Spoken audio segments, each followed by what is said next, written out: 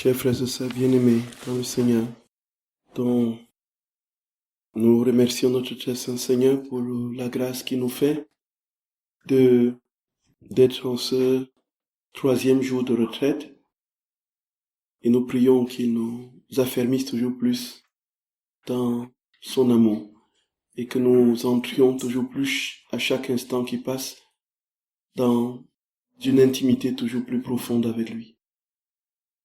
Et le but de la retraite, c'est cela. Ce n'est pas d'acquérir des connaissances sur un thème, c'est vivre un temps de communion avec le Seigneur. Et cela passe, frères et sœurs bien-aimés, par tout ce qui est mis en place pour que cette communion soit possible. Il y a, comme on l'a dit toujours, ce temps en retrait qui est marqué et imprégné par le silence de notre cœur et le silence extérieur. Le but étant que l'âme arrive pratiquement à se stabiliser dans la paix de Dieu et que, en partant d'ici, vous soyez vraiment dégagé et libre de tout ce qui peut encombrer votre cœur et empêcher cette intimité avec le Seigneur dans le processus du don de sa vie, du cadeau de sa divine volonté.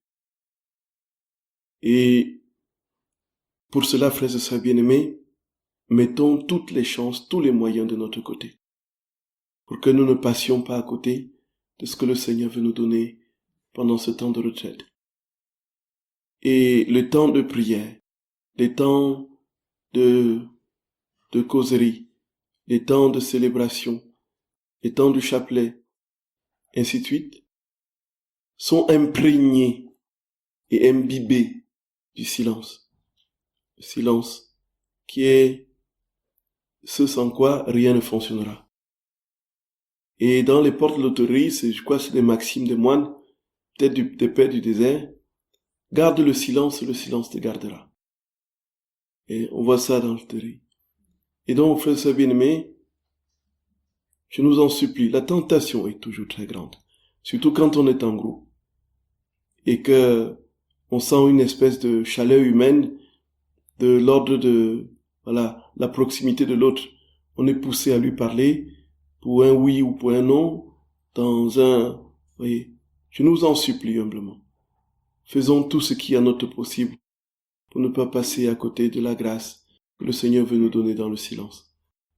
Et c'est pour ça, frères et sœurs bien-aimés, que là, il y a même certains prédicateurs qui sont le Père Joël Guibert, lu une vidéo où il disait à une personne, et il disait que si tu veux pas respecter le sang, tu rentres chez toi. Il était tranchant et absolument, là, il dit, que fais-tu ici si tu veux troubler le silence des autres et perdre les grâces que le Seigneur veut te donner. Alors tu rentres chez toi. Il parlait dans sa fermeté qu'on lui connaît, de manière très, très nette et très claire, quoi. Et bon, nous sommes loin de poser des maximes, des injonctions aussi fortes. Mais nous sommes dans la logique, frères et sœurs bien-aimés, d'une invitation suppliante. Voilà. Jésus, voilà, comme Jésus le dit, nous supplions, frères et sœurs d'amour, supplions, veillons au silence, veillons au silence, veillons au silence. Et nous verrons que nous grandirons dans les jours qui se mettront en place avec le sacrement de réconciliation, avec le sacrement des malades qui approche. Nous partirons le visage plus apaisé et les traits plus détendus et naturellement le cœur bouillonnant d'amour pour le Seigneur, de sa joie et de sa paix. Et alors, nous allons commencer aujourd'hui dans la deuxième partie de la retraite, qui est la définition de la souffrance dans la divine volonté, comment souffrir dans la divine volonté et quels sont les fruits qui découlent de la souffrance dans la divine volonté. Et c'est alors, frères et sœurs bien-aimés, que nous allons comprendre dans les enseignements que le Seigneur donne des vérités absolument sublimes et surtout la possibilité naturel d'intégrer ces vérités dans notre pratique, dans nos vies. Le Seigneur ne donne pas des vérités, ne dit pas des choses pour que cela reste dans nos neurones. Et c'est pour que nous le vivions pleinement. Puisque ces vérités d'ailleurs sont vie. Elles ne sont rien d'autre que vie. Et quand nous l'avons compris, frères et sœurs d'amour, nous avons une seule chose à faire. C'est que l'instance de cognition ne sera plus simplement une intelligence frelatée par le désir et la curiosité du savoir, mais ce sera un cœur disposé qui, utilisant le canal de l'intelligence, absorbe et puis imprime dans toute l'existence, dans toute notre vie, la vie de Dieu, qui est traduite dans ces vérités.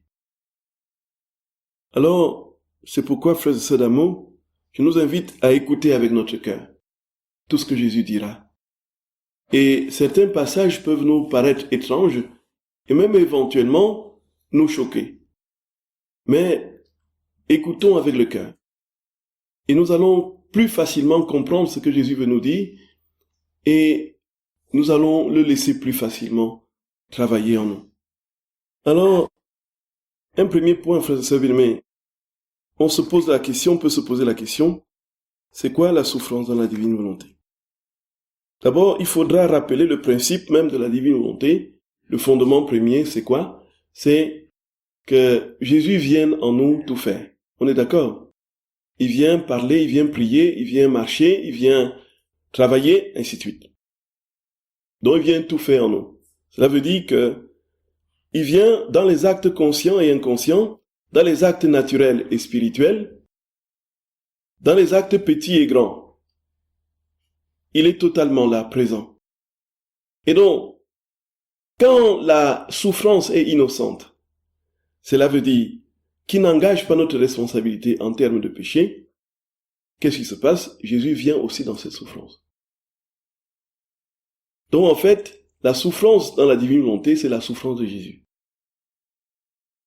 S'il fait tout en nous, on ne peut pas s'imaginer qu'il va venir manger en nous, boire en nous, chanter en nous, danser en nous, et puis quand nous allons souffrir, il va se retirer, et nous dit donc toi, non, souffre, ça c'est toi c'est ton problème ça.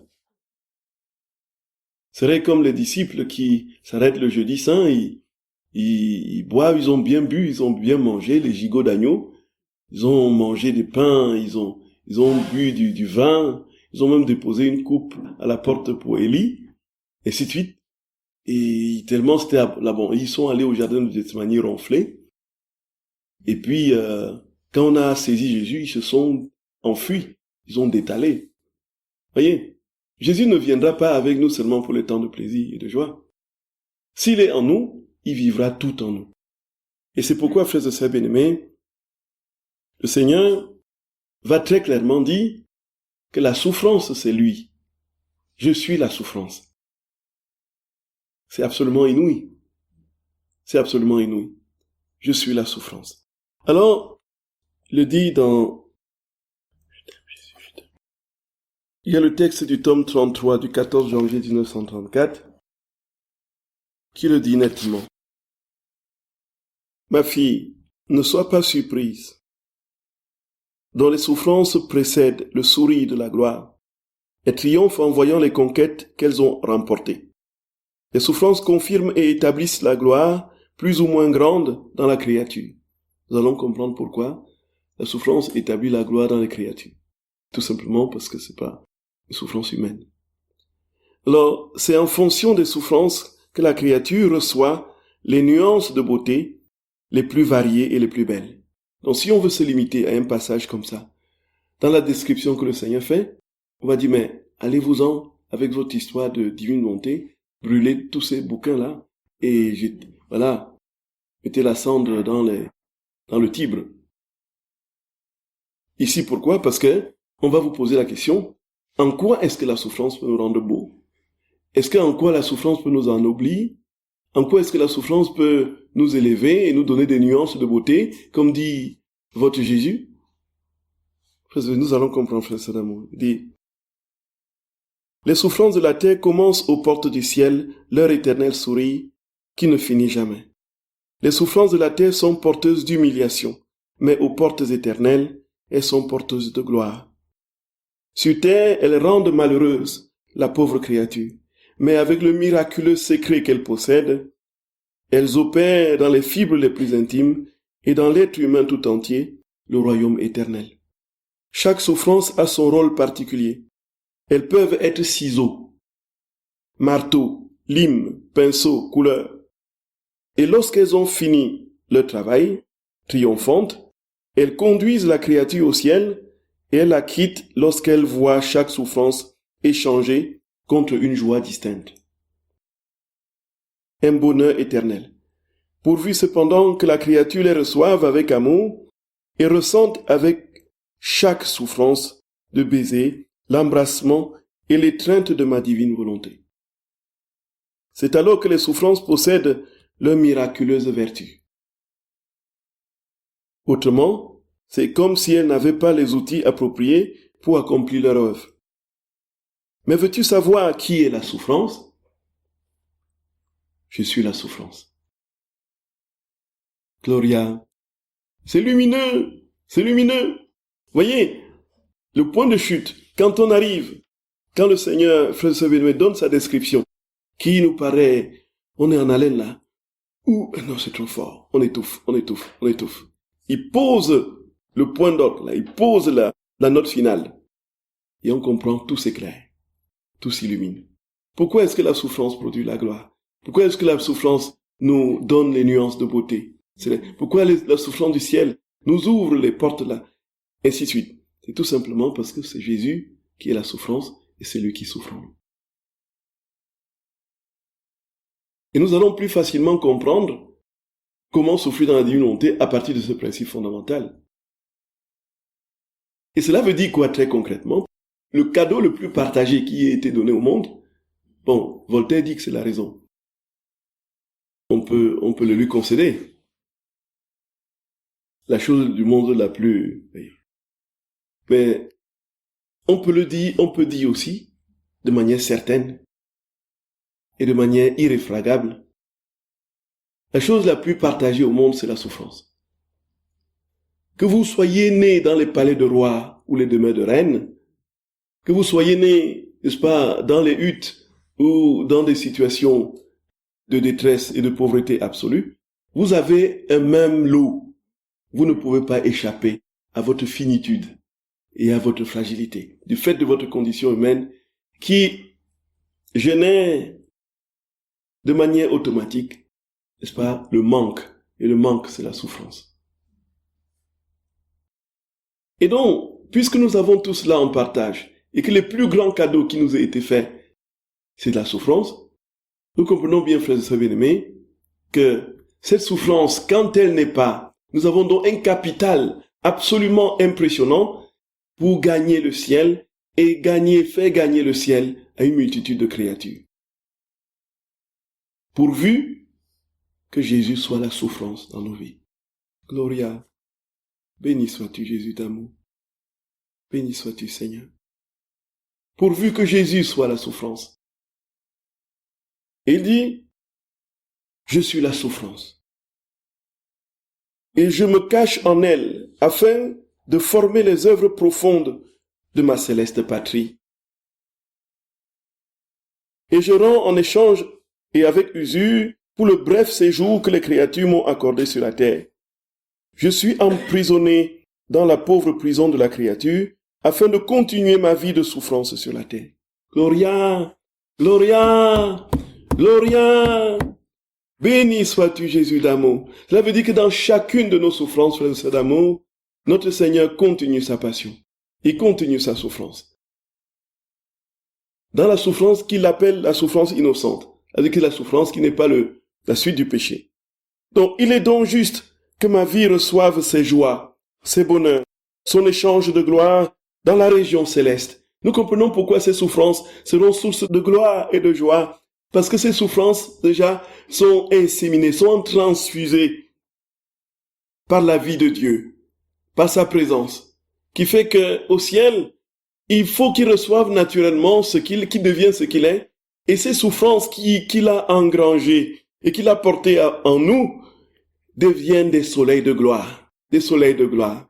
Béni sois-tu notre roi. Béni sois-tu Jésus d'amour. Par conséquent, cesse d'être surprise si ce sont tes souffrances qui sourient avant les victoires, avant les triomphes et les conquêtes.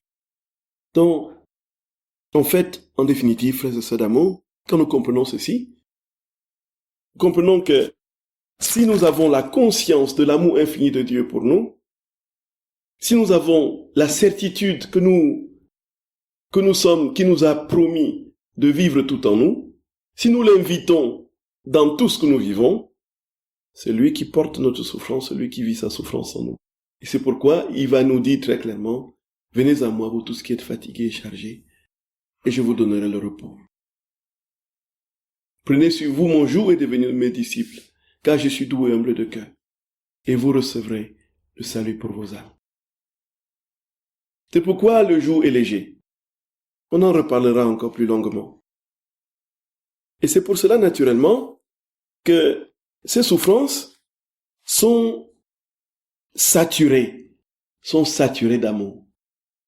Donc, en fait, nous allons très facilement commencer à détecter les critères en filigrane de comment nous vivons notre souffrance, si notre souffrance est dans la divine volonté ou pas. Il s'agit pour nous donc de voir très clairement comment nous vivons notre souffrance. Quel est le signe qui montre que nous vivons la souffrance dans la divine volonté ou pas? Parce que Jésus dit, comme c'est lui qui vit ces souffrances sont naturellement vie, elles sont naturellement amour, elles sont naturellement, vous êtes d'accord frères et sœurs bien-aimés? Et il dit que donc les souffrances sont saturées d'amour. Il le dit à Luisa Picaretta au tome 36 du 27 septembre 1938. Il dit, ma bienheureuse fille, j'ai souffert des souffrances inouïes. Mais à côté de ces souffrances couraient des mers de joie et de bonheur sans fin. Je voyais tout le bien qu'elles devaient produire. Je voyais en elles les âmes qui devaient être sauvées. Et mes souffrances, comme elles étaient saturées d'amour, produisaient avec chaleur les plus belles saintetés, les plus difficiles conversions, les grâces les plus surprenantes. Et je sentais dans mes souffrances les douleurs les plus amères, la mort la plus impitoyable, et des mers de joie qui me soutenaient et me donnaient la vie. Si je n'avais pas été soutenu par les joies que contenaient mes souffrances, je serais mort dès la première souffrance, car la torture que j'ai endurée était si grande que je n'aurais pas été capable de prolonger ma vie. Voilà, frères et sœurs bien-aimés. Seigneur dit, et mes souffrances, comme elles étaient saturées d'amour, produisaient avec chaleur les plus belles saintetés. La souffrance que Jésus a endurée, ce sera la même qu'il endurera dans nos souffrances. Et que produiront ces souffrances? Des mers, des chaleurs les plus belles et ardentes de sainteté et les conversions les plus difficiles. Béni sois-tu Jésus d'amour. Béni sois-tu Jésus.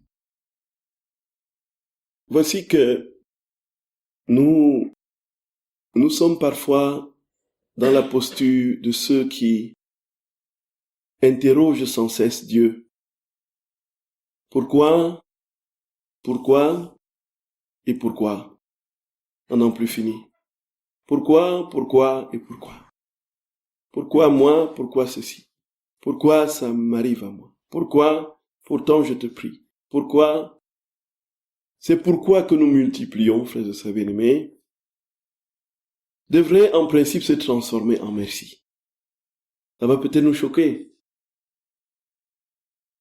Si nous savons, oui, c'est pourquoi que nous multiplions, devrait en principe se transformer en merci.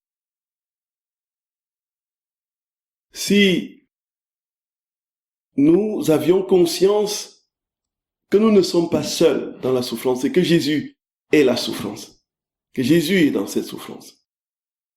Parce que dans cette souffrance, il travaille à opérer les plus grands prodiges de conversion des cœurs, les plus grandes manifestations de sa sainteté, pour nous et pour les âmes, les plus grandes transformations. Et alors, nous ne serions plus dans un interrogatoire sans merci devant Dieu, mais nous serions plutôt dans une action de grâce perpétuelle, dans un Te Deum sans fin. Voyez, tes souffrances sont non seulement semblables aux miennes, écoutons frère Sadamo, mais je peux également dire que tes souffrances sont mes souffrances. Gloria, Gloria, on l'a compris frère Sabine, est-ce que nous avons compris?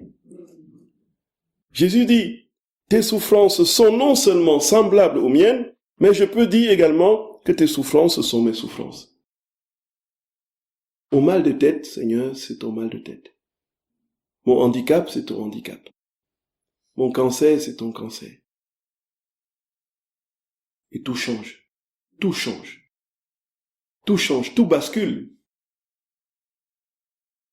On n'est plus devant Dieu en disant, voici tu es à côté et tu me vois souffrir. Non. Jésus est logé dans la souffrance. Et qu'est-ce qu'il produit? C'est ce que nous venons d'écouter. Qu'est-ce qu'il produit dans ces souffrances? Sainteté, ainsi de suite. Voyez, frère Séville. Donc, alors il continue. Et si tu savais combien je souffre, je sens la cruauté et la torture qui me remplissent d'amertume jusque dans les profondeurs de mon cœur. Mais je vois aussi dans ces souffrances les mers de joie qui font surgir ma volonté belle et majestueuse parmi les créatures. Tu ne sais pas ce que peut être une souffrance innocente, soufferte pour moi. Son pouvoir est si grand que les cieux en sont étonnés, et tous veulent la satisfaction, le bien d'une souffrance innocente. Elle peut former par sa puissance des mers de grâce, de lumière et d'amour pour le bien de tous. Sans ces souffrances innocentes qui soutiennent ma justice, je précipiterai le monde entier dans la ruine. Alors courage, ne te tourmente pas, ma fille, fais-moi confiance, et je penserai à tout, y compris à défendre les droits de ma volonté pour la faire régner. Voyez. Donc le Seigneur dit très clairement, frères et bien-aimés, que tout, absolument tout dans ce que nous vivons consciemment avec lui et en lui, produit et procure sainteté, joie, perfection, transformation, conversion, ainsi de suite. Il dit, entre dans ma souffrance. Ta souffrance n'est pas seulement semblable, mais c'est ma souffrance. Et quand on le comprend très concrètement, on dit, Seigneur, si tu veux, si c'est ta volonté, tu guéris. Si c'est ta volonté, continue à être malade. Si c'est ta volonté, on guérit toi. Médecin, guéris-toi toi-même. Médecin, soigne-toi toi-même. Guéris-toi toi-même. Voyez? Guéris-toi toi-même. Puisque tu es là-dedans. En fait, nous sommes dans une posture d'abandon absolu. Si Jésus veut guérir, il guérira. S'il veut guérir de son cancer dans notre corps, il guérira. S'il veut guérir de son handicap, il guérira. Et s'il ne veut pas guérir, c'est sa souffrance. Ce n'est plus la vôtre. Voyez ça, frère et bien-aimés. C'est inouï. C'est inouï. Vous voyez la révolution copernicienne qui s'opère là. Vous n'êtes plus en face de quelqu'un pour lui demander la guérison. Mais il est dans votre maladie, il est dans votre souffrance. Et on l'aide à se guérir lui-même par le sacrement de malade. Oui.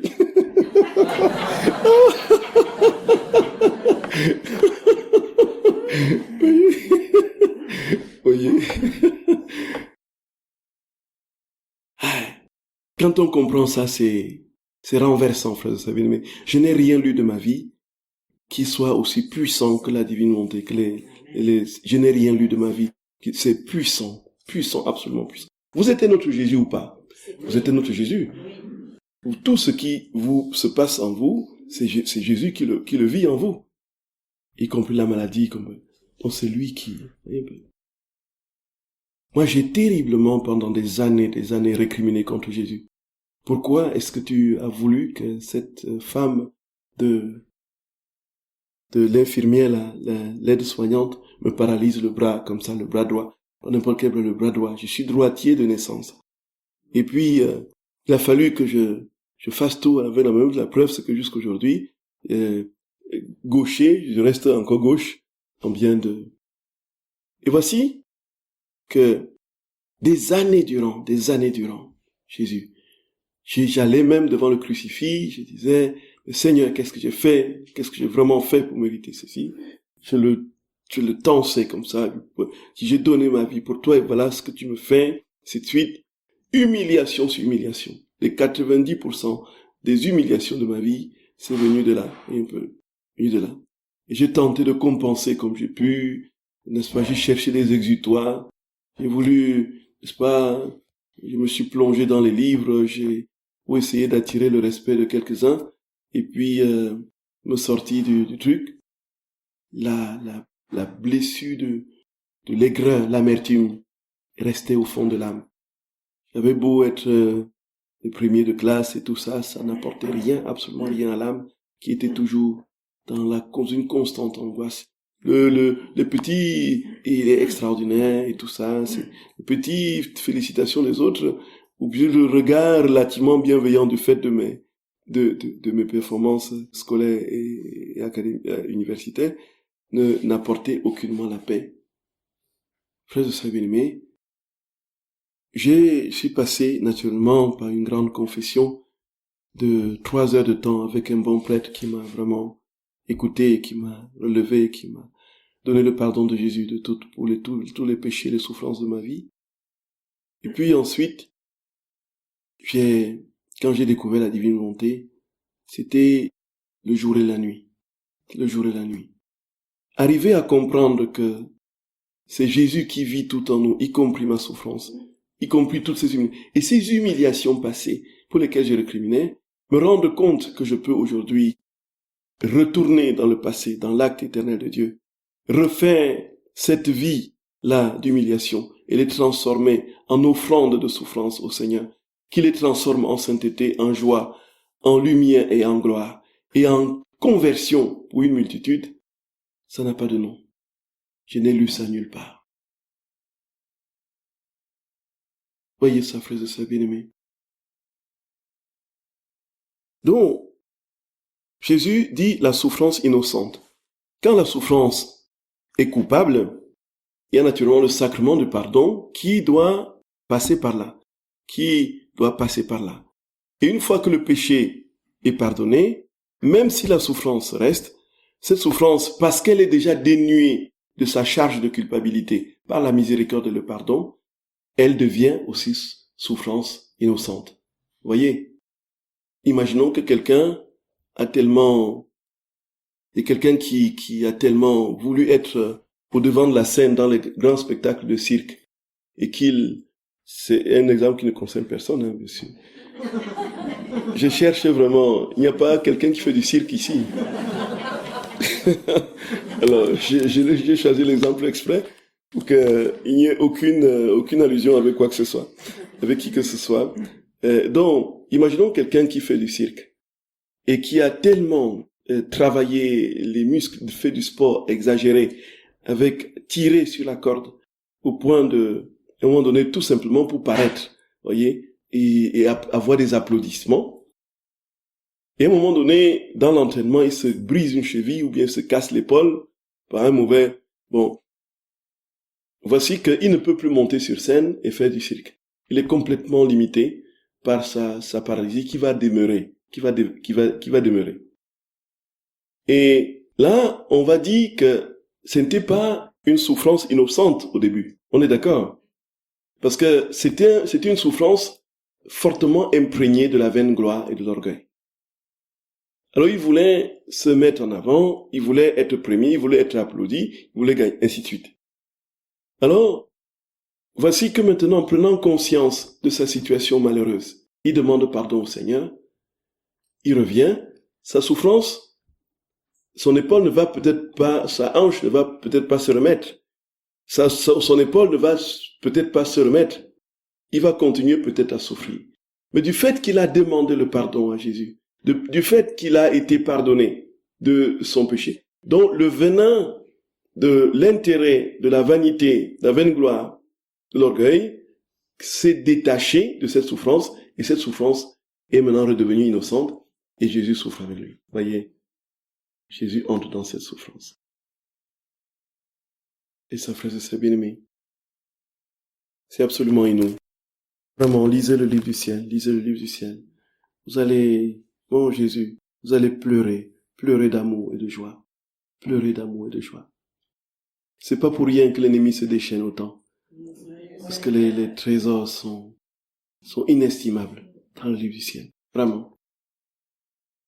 Et alors, ces souffrances qui sont saturées d'amour, le Seigneur va dire donc, puisque ces souffrances sont saturées d'amour et c'est lui-même qui le vit, ces souffrances deviennent des cadeaux.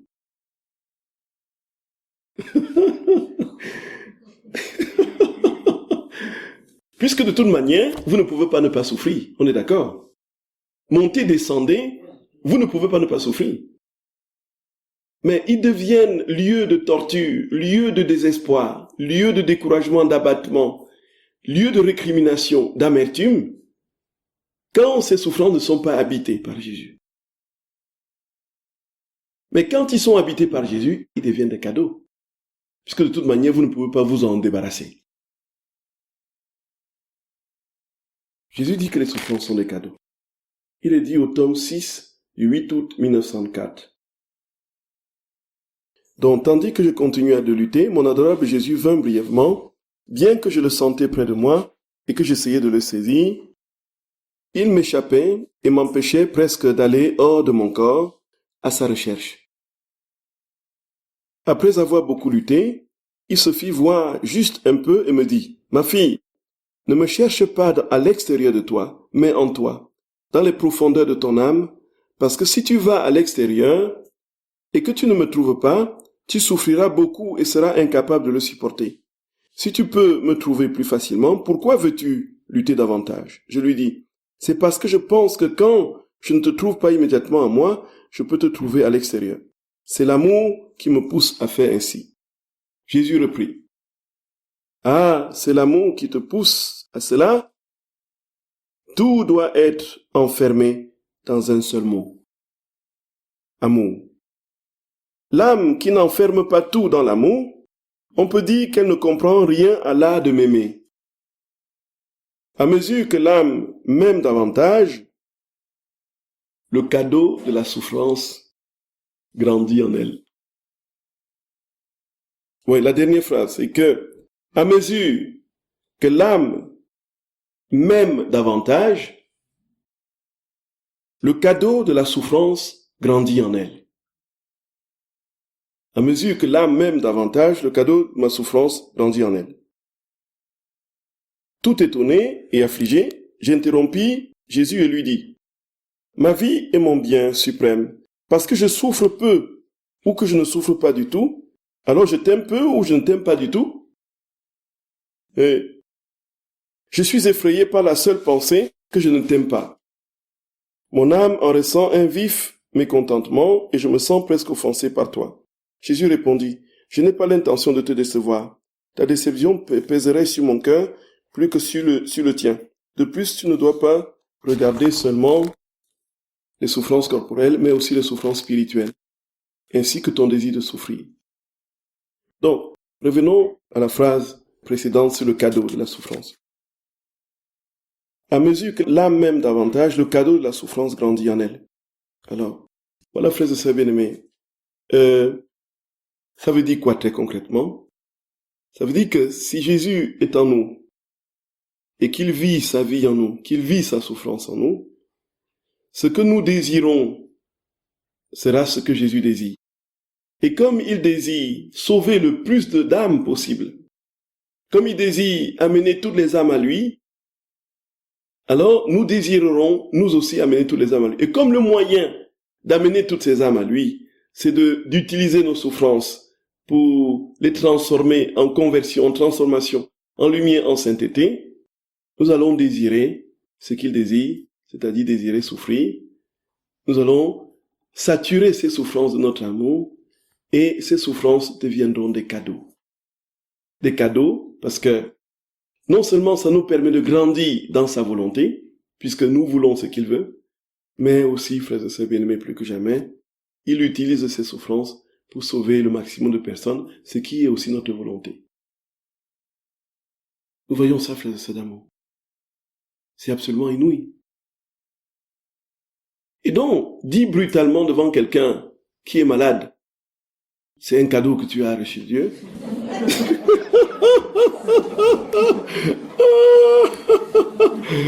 Oh là là là là là là. Non, non. Là là, mais il va vous, s'il avait la possibilité de vomir sur le visage, il vous vomirait sur votre visage. Il dirait, mais disparaissez. Passez votre chemin. Vous voyez toute la démarche qu'il faut pour comprendre. Voyez, frères et sœurs bien-aimés. Et puis les souffrances dont Jésus parle, ce sont des souffrances innocentes, voyez. C'est-à-dire que les souffrances, on peut dire, qui sont, premièrement, déculpabilisées, qui ont non pas le poids d'une culpabilité, et deuxièmement, des souffrances qui ont résisté puisque la souffrance en soi n'est pas bonne, elle ne vient pas de Dieu. Elle n'est pas de Dieu, c'est pas Dieu qui a créé la souffrance. Donc, deuxièmement, la souffrance qui a résisté au bien. C'est-à-dire qui a résisté au bien. Ça veut dire quoi très concrètement? Ça veut dire que j'ai lutté contre la souffrance jusqu'au bout et cette souffrance n'a pas disparu. Alors, elle prend le coefficient d'innocence et rentre dans la catégorie des souffrances qui sont habitées par Dieu. Voyez? Elles sont acceptées, accueillies. Ma maman a fait le tour de tous les médecins, de tous les kinés, de tous ceux qui, elle entendait quelqu'un à gauche, elle allait, voyez, avec mon bras, dans son dos là, son dos, elle, pour, qu'est-ce qu'on n'a pas fait et fait comme essai? Voyez. La dernière tentative, c'était de faire une grosse opération pour que je puisse au moins, n'est-ce pas, soulever, c'était avant que je ne sois prêtre, pour que j'ai la possibilité de célébrer. Mais l'opération était tellement lourde que j'ai carrément dû renoncer parce qu'il fallait prélever un morceau de chair, c'est pas assez importante, pour poser sur le bras au niveau pour essayer de racoler les nerfs, pour qu'on ait le mouvement de la flexion du coude et je pourrais éventuellement, selon le grand savant, ce grand médecin, chirurgien, soulever un poids d'1 kilo et tout ça. Non, c'était trop lourd, voyez. Donc en fait, c'était même pas la volonté du Seigneur. Maintenant, on a tout tenté, voyez. Et voici que le Seigneur a voulu que ce soit ainsi. Et là, maintenant, on le laisse habiter ses souffrances tranquillement, voyez. Donc en fait, si vous êtes malade, soignez-vous, hein, mon très cher. Soignez-vous. Et ne dites pas, ne jetez pas au visage des personnes, votre souffrance c'est une grâce, c'est un cadeau. Voyez un peu. Il faut d'abord comprendre ce que c'est. Et ici, on entre dans quelque chose vraiment de particulièrement puissant, c'est que rien n'est inutile dans la vie de l'homme. Aucune souffrance n'est inutile. Voilà, tout à fait. Si on sait la rendre habitable par Jésus, voyez. Et le Seigneur va lui dire, en fait, puisque Jésus il veut sauver les âmes. Donc le désir de Jésus est le nôtre. Sa volonté est la nôtre. Nous grandissons dans cette volonté, dans ce désir. Et c'est dans ce sens, frère, vous savez, bien-aimé. Et là, le Seigneur va enfoncer le clou dans un texte du tome 1 de janvier 1899. Il dit, ma nature ressentait, elle aussi, ce type de confusion mais mon esprit était fixé sur la volonté de mon Père. J'offrais cette épreuve en réparation des nombreuses indécences commises sans broncher devant le ciel et la terre, ces orgueilleuses orientations qui sont accomplies avec cran comme des actes grandioses. Et j'ai dit à mon Père, Père Saint, accepte ma confusion et ma disgrâce, en réparation des nombreux péchés commis effrontement en public, et qui sont parfois de grands scandales pour les petits enfants. Pardonne à ces pécheurs et donne-leur la lumière céleste pour qu'ils puissent réaliser la laideur du péché et revenir dans la voie du salut. Et si tu veux m'imiter, n'as-tu pas aussi à participer à ce genre de souffrance que j'ai supporté pour le bien de tous? Ne sais-tu pas que les plus beaux cadeaux que je puisse donner aux âmes qui me sont chères, ce sont les croix et les épreuves ressemblant à celles que j'ai vécues dans mon humanité? Tu es seulement une petite enfant sur le chemin de la croix et dont tu te sens très faible. Quand tu seras plus vieille et que tu auras compris combien il est précieux de simplement souffrir, alors le désir de le faire deviendra plus grand. Pour cette raison, appuie-toi contre moi et repose-toi, et tu acquerras la force et l'amour de la souffrance. Ici, frères et sœurs bien-aimés, nous sommes encore dans le même registre. Donc, sauf que ici, il faut bien sûr comprendre et saisir l'intention du Seigneur et la modalité d'opération de cette transformation de l'âme qui, du rejet naturel de la souffrance, va travailler à l'embrasser. Et l'on comprend, quand j'étais plus jeune étudiant et que je lisais les écrits, tout ce qui concernait Marthe Robin, j'étais très perplexe, puisqu'elle décrivait une réalité absolument abominable dans l'ordre de la douleur, une douleur indicible, une douleur tellement stridente, et en même temps, elle décrivait en concomitance une joie qui accompagnait cette douleur et un désir de souffrir toujours plus. Je dis, mais c'est quoi ça? On veut souffrir, on veut toujours souffrir, toujours plus, alors que la souffrance est destructrice par nature et elle est incommodante dans sa logique. Et nous voulons souffrir mais qu'est-ce qui se passe chez ces âmes-là? Qu'est-ce qui se passe en elles? C'est pas du masochisme. Voyez, pas du masochisme. Où on a un plaisir morbide, destructeur et éphémère sur les sensations extérieures des afflictions qu'on s'inflige, qu'on se donne. Ici, on parle d'une joie de l'âme qui est tellement brûlante et qui accompagne une souffrance indicible, qui fait que l'âme veut toujours plus souffrir, toujours plus souffrir, toujours plus souffrir. Est-ce que vous pensez que c'est humain?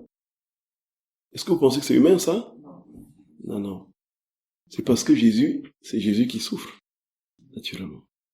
Et comme tout en lui est infini, il souffre de manière divine, donc parfaite, infinie, et l'âme est en Jésus, et l'âme est blottie dans cette vie de Dieu qui est source de joie, de plénitude et de bonheur, et l'âme accompagne Jésus souffrant et ce qui fait que l'âme, en vivant la souffrance, est logée dans la béatitude, de manière inextricable. C'est lumineux, c'est éblouissant. Parce que c'est Jésus qui est là. C'est Jésus qui souffre la passion. Oui, d'accord, frère bien-aimé. Est-ce qu'on est d'accord? Et dans ce cas, les souffrances, ces personnes-là vont vous dire, je vous en prie. Et quand on voulait prier pour elle, lui demander la soulager, il dit non, non, s'il vous plaît, ne me retirez pas mon bonheur. Et Marthe Robin, ne me retirez pas mon bonheur. C'est déroutant pour nous, hein.